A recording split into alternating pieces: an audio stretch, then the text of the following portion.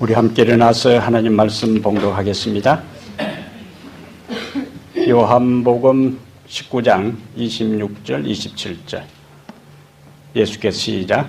예수께서 과 사랑하시는 제자가 곁에 서 있는 것을 보시고 모친께 말씀하시되 여자여 보소서 아들이니라 하시고 또 그 제자에게 이르시되 보라 내 어머니라 하신대 그때부터 그 제자가 자기 집에 모시니라. 아멘.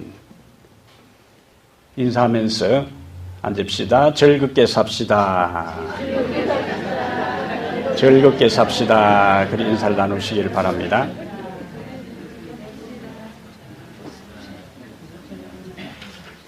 오늘 요한복음 19장 26절부터 27절을 본문으로 해서 여자의 일생 이런 제목으로 말씀을 함께 나누겠습니다. 자기 어머니를 향하여 아들이 여자여 이렇게 부른다면 여러분의 느낌은 어떻겠어요? 그것도 알만한 사람이 또 다 큰 아들이 이렇게 부른다면 보통 심각한 문제가 아닙니다. 그런 아들은 일반적으로 버릇 없이 자란 사람이요. 또 예의 범절을 전혀 배우지 못한 그런 아들로 일반적으로 생각할 것입니다. 그런데 우리를 당황하게 만드는 것은 그런 일이 실제로 일어났어요. 그것도 어디에서? 성경에서. 그것도 우리에게 가장 모본이 되어야 할 예수님이 공개적으로 자기 어머니를 향하여 여자여 그렇게 불렀어요. 예수님이 자기 어머니 마리아를 향해서 여자여 이렇게 불렀다는 것은 보통 심각한 문제가 아닙니다.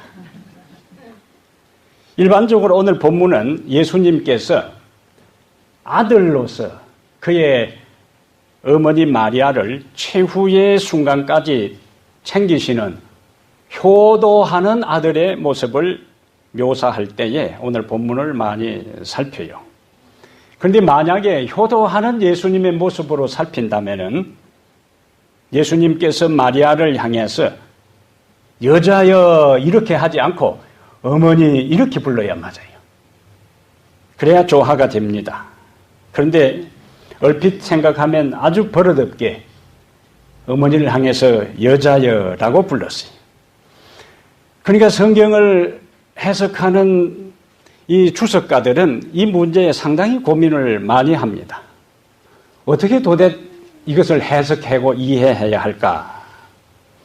일반적으로 여자여라는 말이 그리스어로 구나이라는 말이에요. 구나이 쉽잖아요. 구나이 교회 나오면 헬라 말도 배우고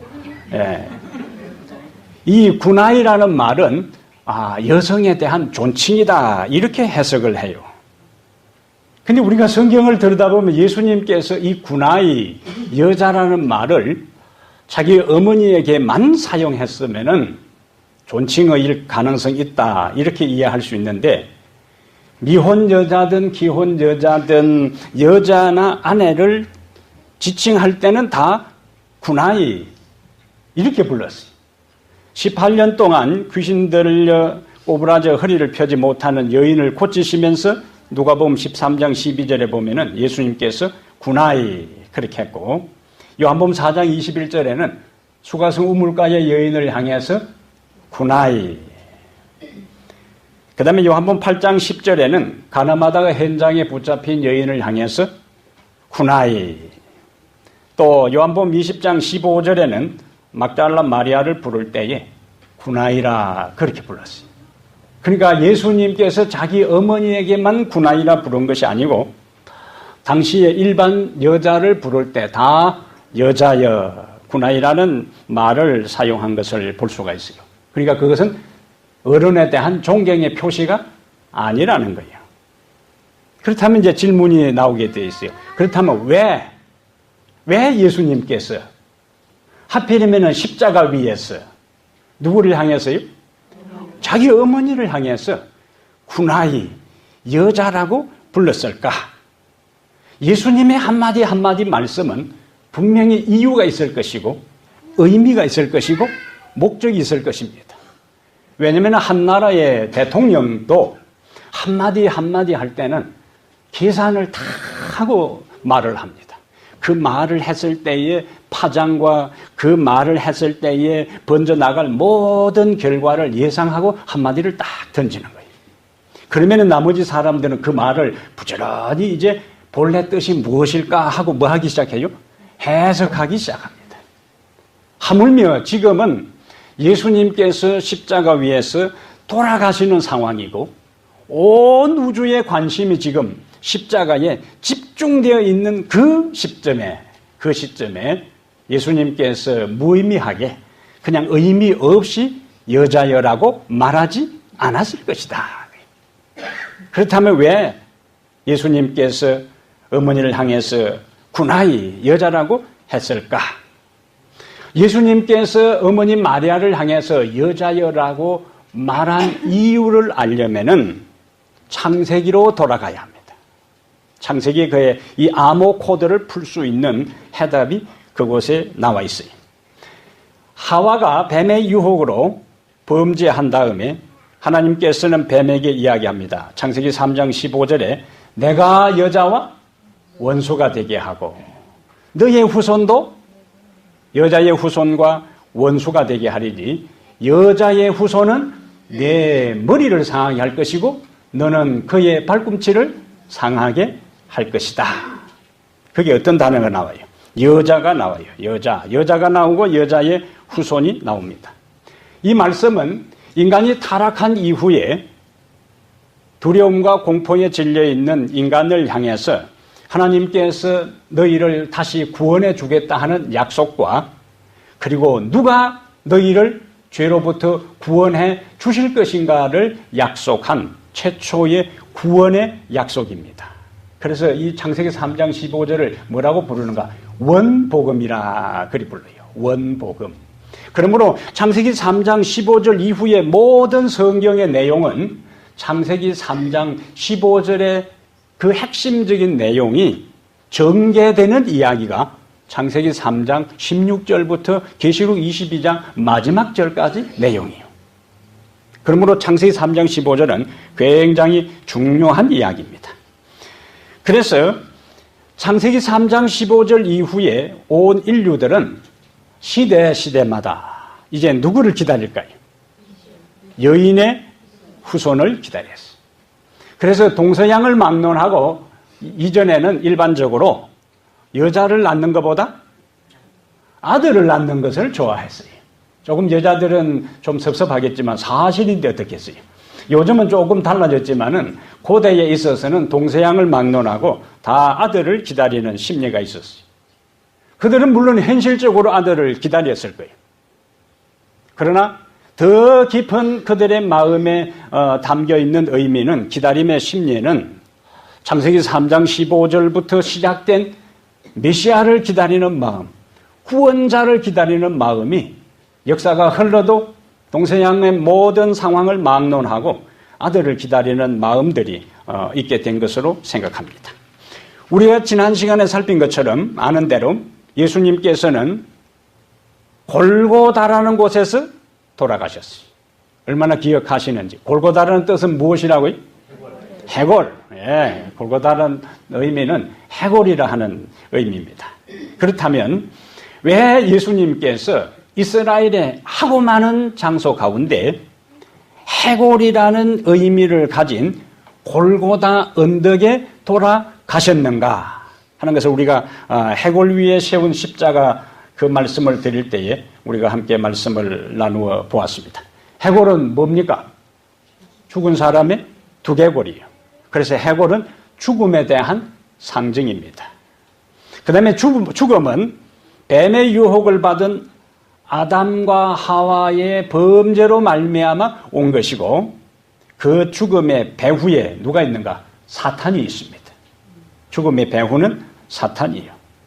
그런데 그 골고다 해골이라는 이름을 가진 그곳에 예수님의 십자가가 꽂혔어요.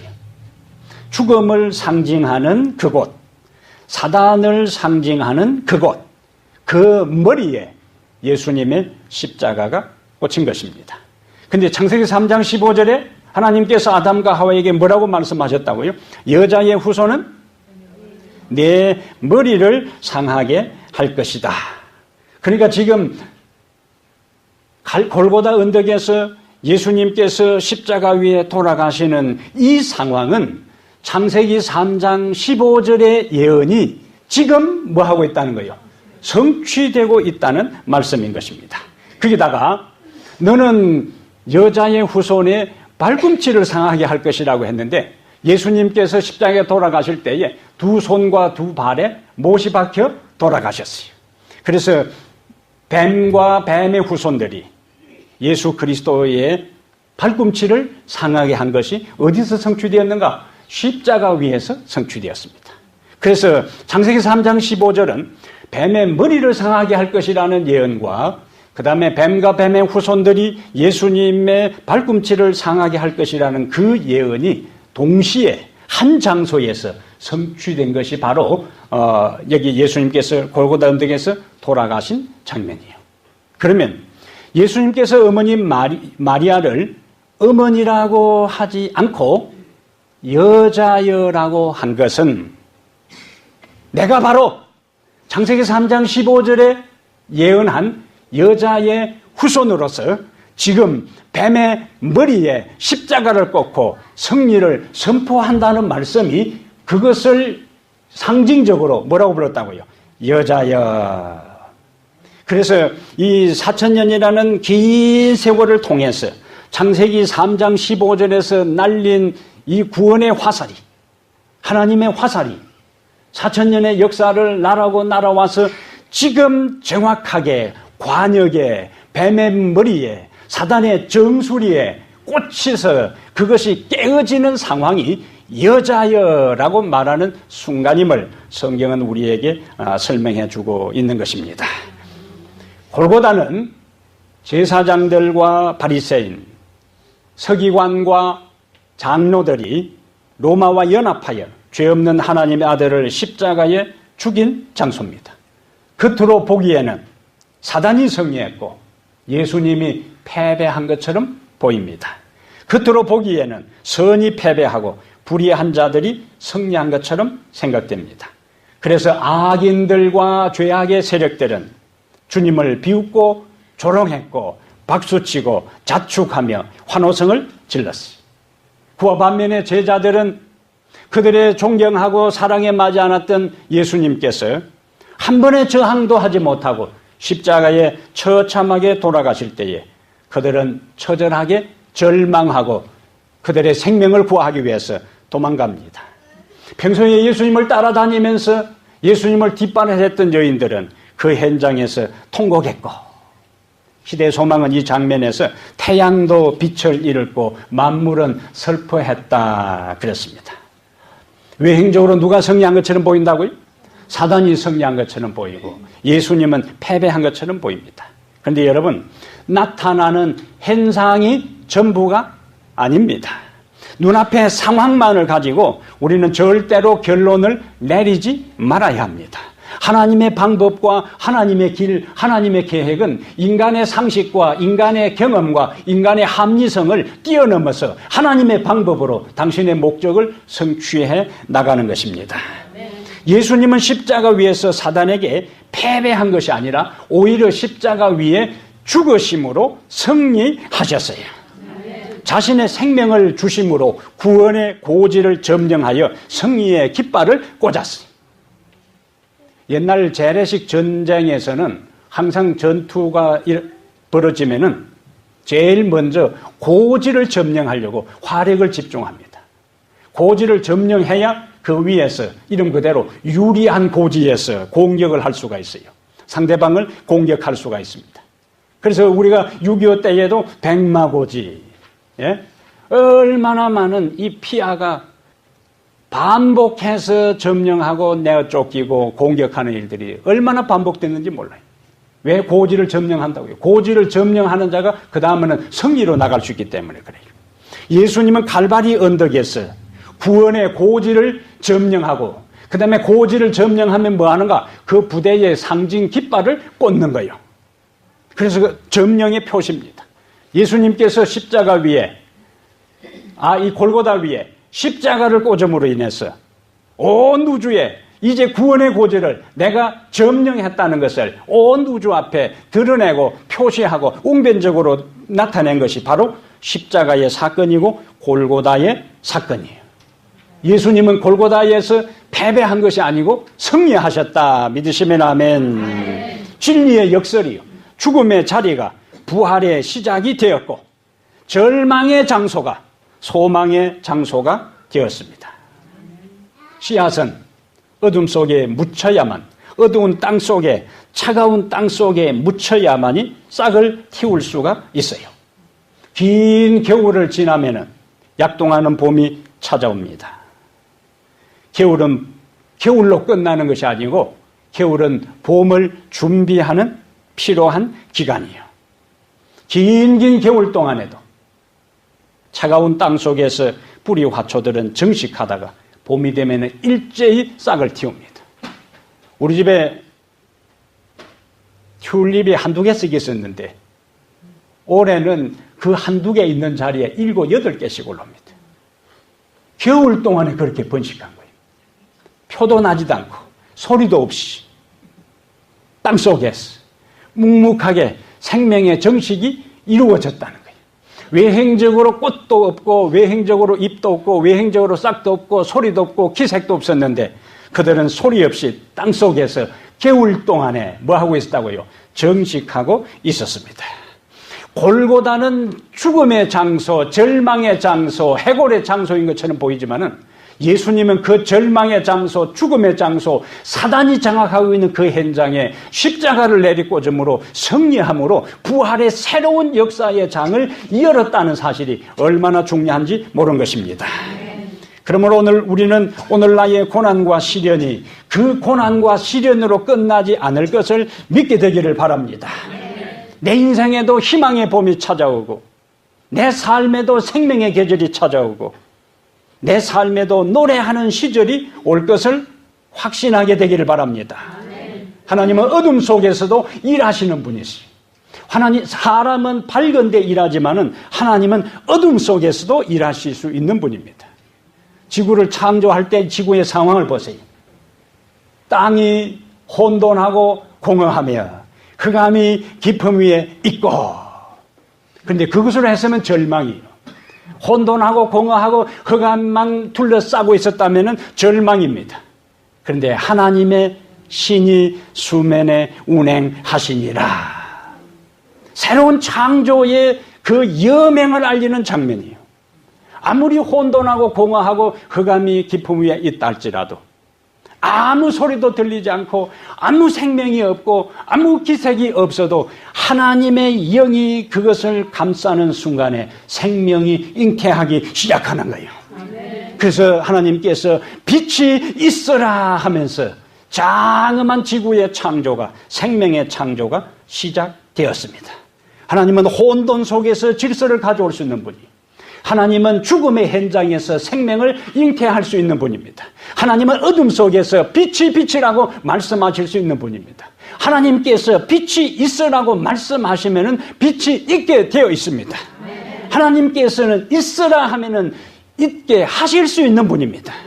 아무것도 없는 곳에서도 있게 하실 수 있는 분이기 때문에 내 인생의 가능성이 보이지 않고 내 인생의 모든 빛이 비치지 않아도 하나님이 내 인생에 주의 영으로 간섭하는 순간에 내 인생에 생명이 싹트고 부활의 새로운 역사가 펼쳐진다는 것을 확신하게 되기를 바랍니다. 지구가 창조할 때에 어둠이 먼저 있었어요. 그런데 하나님은 그 어둠을 끝내고 빛의 세상으로 만들었어요. 그런데 언제나 빛만 있게 하지 않고 하루의 구성은 낮과 밤으로 구성하게 됐어요. 낮만 계속 있는 것이 아니고 밤만 계속 진행되는 것도 아니고 밤도 있고 낮도 있고 분주한 하루의 삶이 마칠 때에 우리가 잠자는 어둠의 순간에 하나님은 그 순간에도 일하시면서 우리를 회복시키시고 우리를 치료하시고 우리를 재생시키시고 우리가 하루 종일 경험했던 모든 우리 머릿속에 일어났던 것들을 서랍 속에다가 다 차곡차곡 질서정연하게 만들어주시는 분이 바로 우리 하나님이세요. 네? 어둠은 어둠으로 끝나지 않습니다. 어둠은 절망으로 끝나지 않습니다. 어둠은 죽음으로 끝나지 않고 어둠 속에서도 하나님은 일하시는 분이시다. 그러므로 내 인생의 어둠 속에서도 하나님은 간섭하셔서 일하시고 빛을 비춰주시고 부활의 생명을 주신다는 사실을 믿게 되기를 바랍니다. 우리 하나님은 언약의 하나님이시요. 그리고 그 언약한 것은 반드시 지키시는 분이십니다. 창세기 12장 1절과 3절에 아브라함은 하나님을 통해서 큰 민족을 이룰 것이라는 약속을 받습니다. 그런데 하나님께서 창세기 12장 1절부터 3절에 너를 통하여 큰 민족을 이룰 것이라고 말씀하실 때에 아브라함의 자손들이 많이 있었던 것이 아니고 그 말씀을 하기 조금 전에 창세기 11장 30절에 아브라함의 아내 사라에게 자식이 없었더라 그랬어요. 자식이 없는 아브라함에게 뭘 약속했다고요? 네 후손을 번성하게 해 주겠다고요. 하나님은 자신 없으면 말씀하지 않습니다. 아브라함의 후손이 그 당시에 점점 번창하고 있는 상황에 네 후손을 많게 하리라고 말씀하지 않고 사라에게 자식이 없었더라. 아들 하나 없는 그 마당에 아브라함에게 큰 민족을, 그냥 작은 민족이 아니요, 큰 민족을 이루겠다고 말씀하셨어요.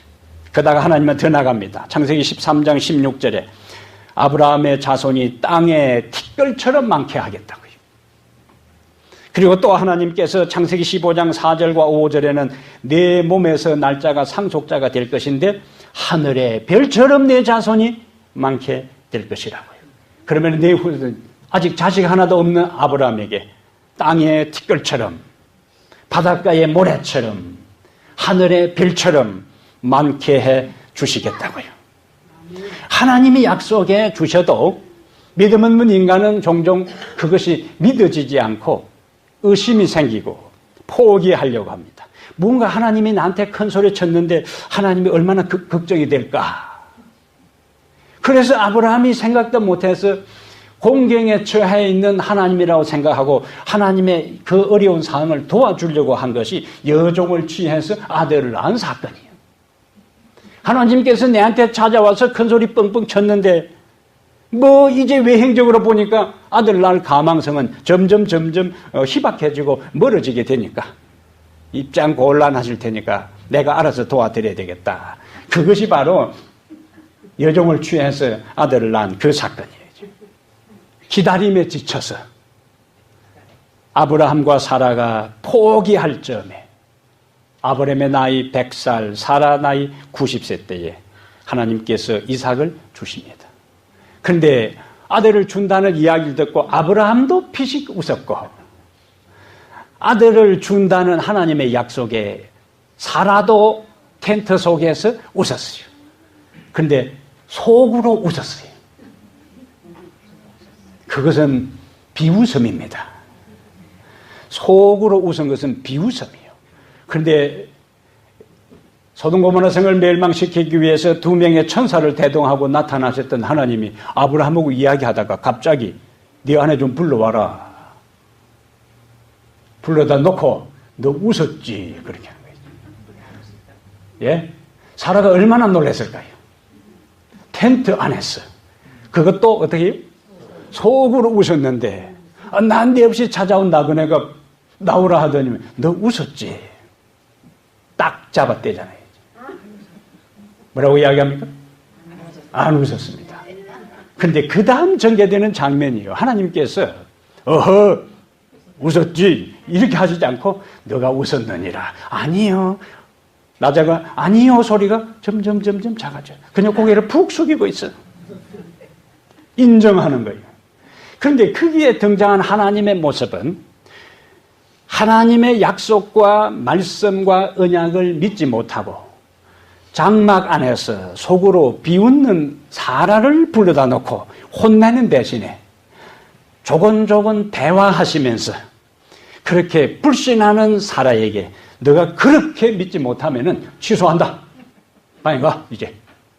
이렇게 하실 수도 있는데 하나님이 하신 약속을 취소하지 않고 내년 이맘때에 아들을 줄 것이다.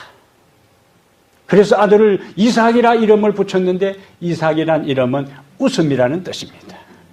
아브라함도 불신의 웃음을 웃었고 사라는 비웃음을 웃었지만은 하나님은 그러한 것에 개의치 않고 약속하셨기 때문에 그것이 진짜 그 가정의 긍정적인 웃음으로 바꾸어 주신 하나님 찬양하게 되기를 바랍니다. 이러한 하나님을 우리가 섬기는 거예요. 약속을 성취하시는 하나님. 그리고 창세기 15장 13절부터 16절에 하나님께서 다시 말씀을 하십니다. 네 후손이 이방에 가게 되어서 나그네 생활을 하다가 4대 만에 다시 이 땅으로 돌아올 텐데 그냥 빈손으로 돌아오는 것이 아니고 많은 재물을 이끌고 돌아올 것이다. 그리고는 그 이후에 요셉이 선발대로 애굽에 간 다음 줄줄이 집단 가족 이민 70여 명이 요셉의 가족 초청으로 여기도 이제 가족 초청으로 오신 분들이 많은데 가족 초청으로 애굽에 집단 이민을 가잖아요. 세월이 흘러 숫자가 늘어나게 될 때에 요셉과 함께 있을 때에 그 다스렸던 왕이 죽고 난 다음 박해가 시작됩니다. 이스라엘 백성들이 살만할 때는 하나님을 찾았다는 기록이 없어요. 예? 하나님께 이제 우리가 살만하지만은 하나님 우리가 여기서 살 사람들이 아니고 가나안 땅에 가야 되는데 언제 우리를 데려갈랍니까? 그렇게 한 구절이 없습니다. 살만할 때는 가나안 땅도 까마득하게 잊어버리고 애굽에 그냥 천년만년 살 것처럼 애굽에 살다가 바뀐 왕에 의해서 핍박이 시작되고 노역이 시작될 때에 그들이 하나님께 기도하기 시작합니다. 출애굽기 2장 23절부터 25절에 보면은 하나님께서 그들을 기도를 들으신 다음에 아브라함과 이삭과 야곱과 맺은 언약을 기억하시고 그리고 모세를 보내서 그들을 약속의 땅으로 인도하시는 거예요. 하나님은 어떤 분이시라고요? 약속을 지키시는 하나님이십니다. 에덴 동산에서 아담과 하와에게 하신 약속을 지키시려고 구약 4,000년이 지난 다음에 골고다 언덕에 돌아가신 그 예수님은 성경을 통하여 무수히 약속하신 그 약속을 때가 될 때에 우리들 개인에게 가장 축복이 되고 하나님께 영광이 되는 그 시점에 성취시켜 주실 것을 믿게 되기를 바랍니다. 두 번째 우리는 여자여 보소서 아들이다 하는 이 십자가 위에서 여자여라고 말씀하신 이유를 지금까지는 어디에서 그 해답을 찾아봤어요? 창세기에서 찾아봤는데 요한복음에서 또 다른 암호 코드를 우리가 풀어나갈 수가 있습니다. 예수님의 공생의 가운데 첫 번째 기적은 무엇일까요? 요한복음 2장에 가나의 혼인잔치에 가서 물로 포도주를 만든 것이 예수님의 생애에 이루신 첫 번째 기적입니다. 예수님은 그때 광야 시험을 마치고 몇 명의 제자들을 대동하고 첫 번째 그곳에 이제 나타났어요. 그런데 그곳에서 공생의 첫 기적으로 물로 포도주를 만든 것을 보게 돼요. 예수님은 어머니 마리아의 친척의 결혼식에 손님으로 초대받습니다. 그런데 무엇이 문제가 생겼어요? 포도주가 다 떨어졌어요. 마리아가 예수님께 뭐라고 이야기합니까? 포도주가 떨어졌다. 이때에 정상적이면 어머니 그러십니까? 제가 어떻게 한번 해보지요. 이렇게 해야 맞아요. 그런데 요한복음 2장 5절에 여자여 나와 무슨 상관이 있나이까? 내 때가 아직 이르지 않았나이다. 어머니를 향해서 뭐라고 한다고요? 여자여. 예수님은 자기 어머니의 요청행과 알림에 대해서 지금 잔치 분위기가 굉장히 지금 망쳐졌다는 그런 급한 전가를 받고 반응을 완전히 동문서답식으로 합니다. 외행적으로 벗을 없게 여자여. 그거하고 나하고 무슨 상관이 있습니까? 그 다음에 포도주가 떨어졌다 하는데 내 때가 아직 이르지 않았습니다. 여기에서 무슨 단어가 등장한다고요? 여자여. 하지만 어머니의 요청이기 때문에 하인들에게 큰 엿 항아리에 물을 채우도록 하고 그것을 떠다가 연회를 책임진 그 연회장에게 갖다 주도록 합니다. 그 다음에 연회장이 맛을 보니까 지금까지 맛본 어떤 포도주보다 맛이 있었다. 그것이 요한복음 2장 1절부터 11절까지 나오는 간단한 이야기요. 그런데 예수님은 첫 기적을 행하면서 어떤 기적을 행하면 물로 포도주를 만드는 기적을 행했고 그 첫 기적에서 자기 어머니를 향하여 뭐라고 불렀다고요? 여자여. 그런데 지금 십자가 위에서 다시 예수님께서 여자여. 그렇다면 그 여자여라는 말을 들을 때 마리아는 어떤 생각들이 머리에 스쳐갔을 거예요? 아, 내 아들 예수가 언제 자기 보고 여자여라 했다고요? 십자가에서 지금 하는 거고 요한복음 2장에 예? 가나의 혼인잔치에서 나를 향해서 여자여라고 했는데 지금 또 뭐라고요? 여자여. 예수님은 의도적으로 여자여라고 부르면서 그의 어머니 마리아의 머릿속에 첫 기적의 상황으로 그의 추억이 다시 필름이 돌아가도록 의도적으로 그렇게 말씀을 하신 거예요. 그런데 그때는 내 때가 아직 이르지 않았다고 말씀하셨는데 이제 지금 그때는 내 때가 이르지 않았지만은 내 때가 이르지 않았다고 내가 말씀하셨지만은 드렸지만은 지금 바로 그 때가 이루어지고 있다는 의미에서 여자여 그렇게 말씀하신 거예요. 우리가 요한복음에 살피면은 요한복음 2장 4절에도 때에 대한 말씀이 있고 7장 30절에도 그들이 예수를 잡고자 하나 손을 대는 자가 없으니 이는 그의 때가 이르지 아니하였습니다. 8장 20절에도 예수를 잡는 사람이 없으니 이는 그의 때가 아직 이르지 아니하였습니다. 12장 27절에 지금 내 마음이 괴로우니 무슨 말을 하리요? 아버지여 나를 구원하여 이 때를 면하게 하여 주옵소서. 그러나 내가 이를 위하여 이 때에 왔나이다. 그런데 여러분 요한복음 12장 23절과 24절에 예수께서 대답하여 이르시되 인자가 영광을 얻을 때가 왔도다. 지금까지는 뭐라고 말씀하셨는데요? 때가 이르지 않았다고 했는데 요한복음 12장 23절에 헬라 사람이 예수님을 보기를 원한다는 이야기를 제자들에게 들은 다음에 예수님께서 인자가 영광을 얻을 때가 왔도다 그렇게 말씀했어요. 그러면서 자신의 죽음을 이야기합니다. 내가 진실로 진실로 너희에게 이르노니 하늘의 밀이 땅에 떨어져 죽지 아니하면 하늘 그대로 있고 죽으면 많은 열매를 맺느니라. 요한복음의 예수님의 때는 십자가에서 인류의 구원을 위하여 돌아가실 바로 그 때를 이야기하는 것입니다. 예? 그 때요. 그러므로 마리아를 향해서 여자여라고 하심으로 지금 이 순간 인류의 구원을 위한 주님의 때가 성취되고 있음을 마리아에게 알리기 위해서 어머니 마리아에게 뭐라고요? 여자여 그렇게 부르는 거예요. 예? 얼마나 신비로운 말씀인지 모릅니다.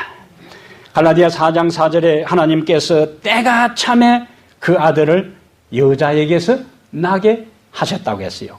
어떻게 될 때요? 때가 참에. 그리고 30살이 될 때에 침례를 받게 하셨고 33살이 될 때 우리를 위해 십자가에 돌아가시게 하셨어요. 그런데 그 모든 때에 대한 계획이 이미 다니엘 8장 14절에 2300주야 가운데 예수님이 침례 받으실 것, 예수님이 탄생할 것, 예수님이 십자가에 돌아가실 것, 이 모든 때에 대한 것이 이미 뭐요? 예언되었고 하나님은 그 때가 될 때에 예수님을 보내셨고 십자가에 돌아가시게 하셨고 부활하셨고 구원을 이루도록 만들어 주셨습니다. 하나님은 때가 되면 반드시 이루시는 분이십니다. 간섭하시는 분이요, 역사하시는 분입니다.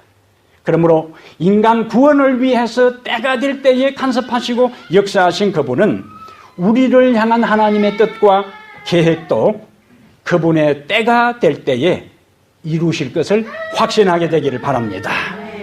조급해하지 말고 안달해하지 말고 현실이 아무리 암담하고 외행적으로 이루어질 상황들이 전혀 보이지 않아도 우리는 마지막 순간까지 하나님을 신뢰하게 되기를 바랍니다. 다윗의 삶은 하나님의 때를 우리에게 잘 보여줘요. 그가 기름 부음을 받았고 난 다음에 다윗은 바로 왕이 된 것이 아니고 그 다음에 그가 왕궁에서 왕의 수업을 앞으로 왕이 될 수업을 받는 과정에 있어서 바로 이스라엘 전체의 왕이 된 것이 아니에요. 그는 그의 장인의 추적을 받아서 힘들고 힘든 고난의 과정을 거쳤어요. 그리고 바로 이스라엘 전체의 왕이 된 것이 아니고 유다 왕이 되었어요. 유다 지파의 왕으로서 7년 반 동안 있다가 그리고 이스라엘 통일 왕국의 왕으로서 그가 등장합니다.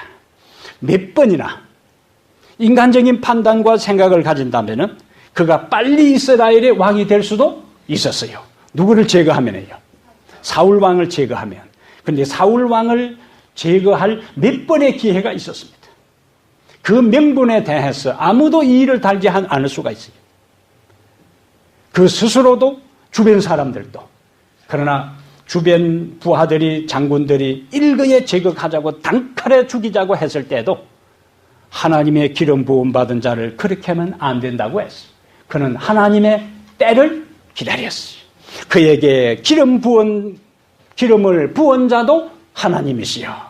그에게 왕이 될 것이라고 선자를 통하여 기별을 주신 자도 하나님이시기 때문에 기름을 부으시고 기별을 주신 그분이 때가 되면은 나를 왕이 되게 하실 것이라는 하나님의 때를 기다렸습니다.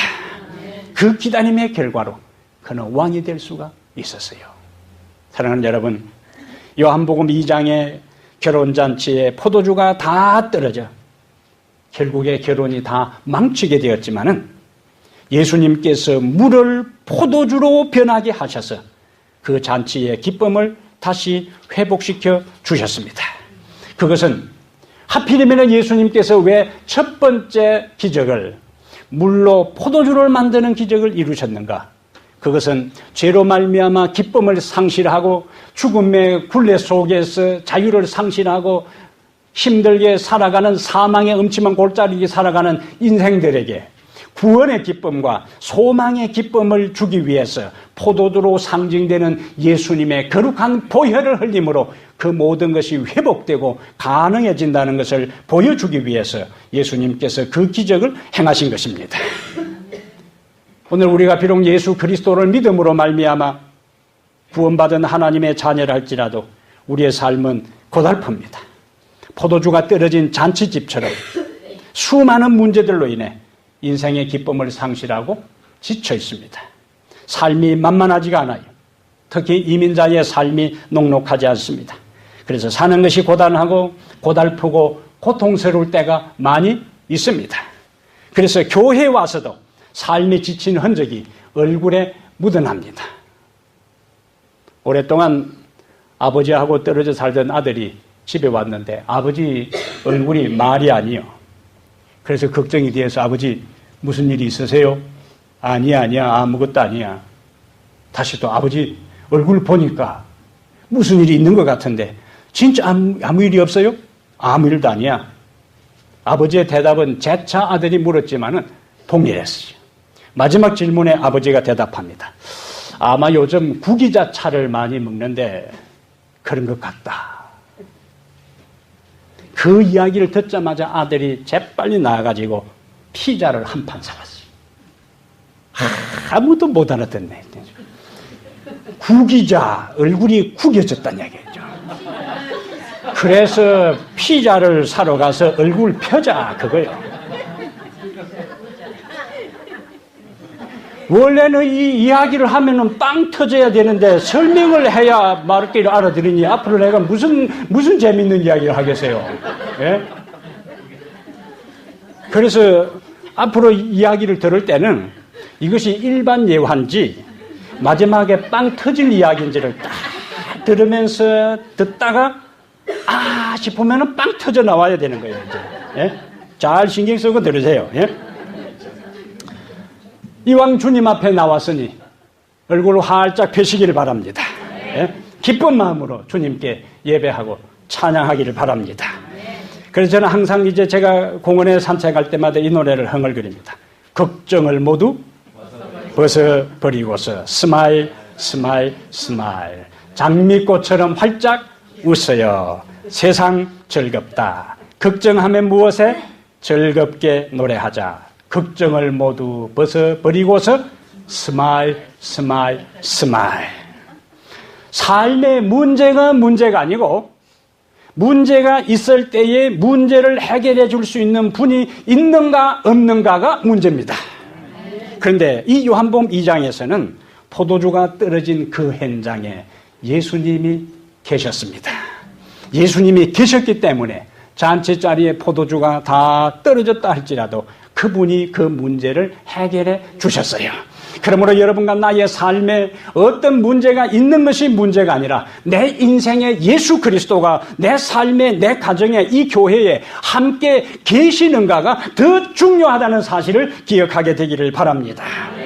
빌립보 4장 19절에 나의 하나님이 그리스도 예수 안에서 영광 가운데 그 풍성한 대로 너희 모든 쓸 것을 세우시리라. 믿으시면 아멘.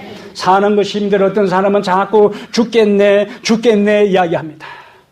기분 좋아도 죽고 기분 나빠서 죽고 배가 불러서 죽고 배가 고파서 죽고 다 죽을 일이에요. 그래서 어떤 사람이 교회 다니면서 아 내가 그동안에는 죽겠네 했는데 그걸 쭉 내려서 보니까 죽겠네가 죽게 있네 이렇게 바뀌지더라고요. 예? 여러분의 삶의 모든 것이 다 뭐요? 죽게 있네. 근데 죽겠네라고 사는 사람의 주소는 뭐냐? 한국식으로 하면은 살기도, 괴롭군, 죽으면, 편하리, 444번지. 예? 그러나 그리스도를 모시고 살아가는 삶의 현 주소는 그리스도, 참 좋군, 믿으면, 천국가리 777. 예.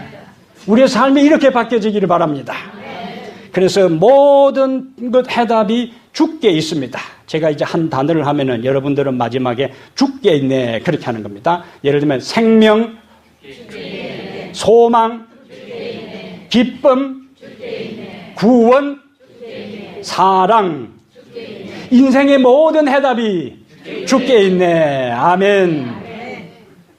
오늘 여러분의 삶에 이와 같은 활력과 확신을 가지고 살아가게 되기를 바랍니다. 골고다는 절망의 자리지만은 주님이 그곳에 돌아가심으로 소망의 장소가 되었습니다. 역사를 이루는 현장이 되었어. 사단은 패배하고 그리스도는 승리자가 되었습니다. 주님은 역전의 명수입니다. 주님은 오늘 나의 삶에 어떤 어려운 문제라도 현실적으로 그것이 긍정적인 것으로 다 바꾸어 주실 수 있는 유일한 분이십니다. 그분이 해골이라는 절망과 죽음의 자리에서 승리했던 것처럼 우리의 삶이 아무리 어둡고 암담하고 칠흑 같은 어둠이랄지라도 예수 그리스도를 믿고 살아갈 때에 우리는 승리자가 될 수가 있습니다. 우리를 향한 모든 약속은 당신의 시간표 때에 응하도록 성취하도록 하신 그분.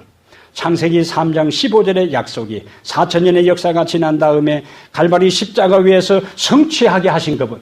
여러분과 나를 향한 하나님의 모든 언약과 성경을 통해서 무수히 하신 모든 약속들은 반드시 하나님의 시간표에 의해 하나님의 영광을 위해서 우리에게 가장 축복이 되는 순간에 이루어질 것입니다.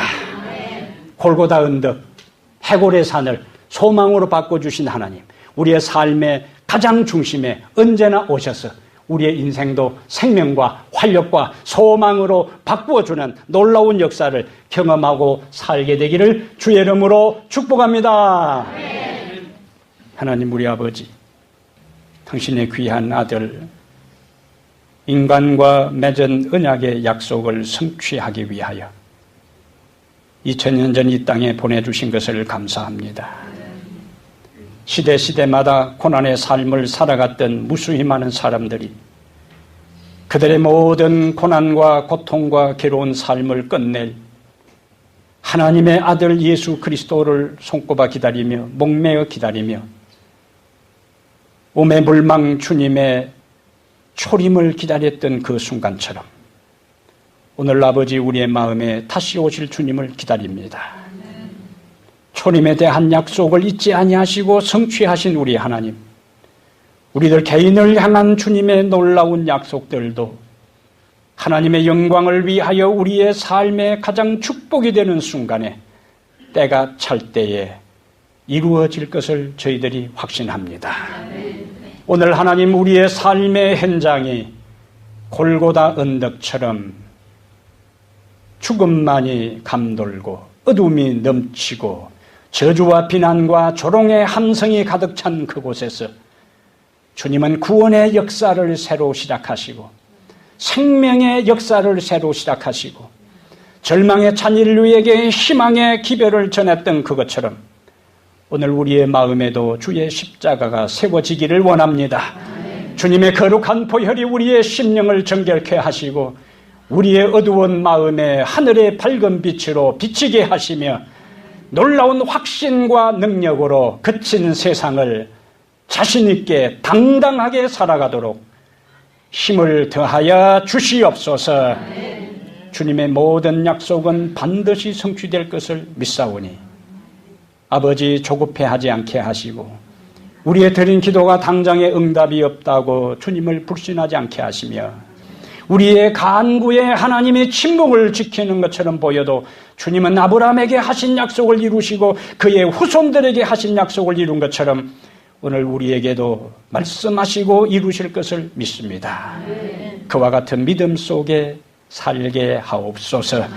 이제는 우리 주 예수 그리스도의 은혜와 하나님 아버지의 무한하신 사랑과 성령의 감화 감동 내주 충만한 역사가 이 자리에 머리 숙여서 우리 마음속에 예수 그리스도의 십자가를 다시 세우며 살아가기로 결심한 모든 성도들 위해 주의 은혜가 넘치도록 도와주시옵기를 우리 주 예수 그리스도 거룩하신 이름으로 간절히 축복합니다. 아멘.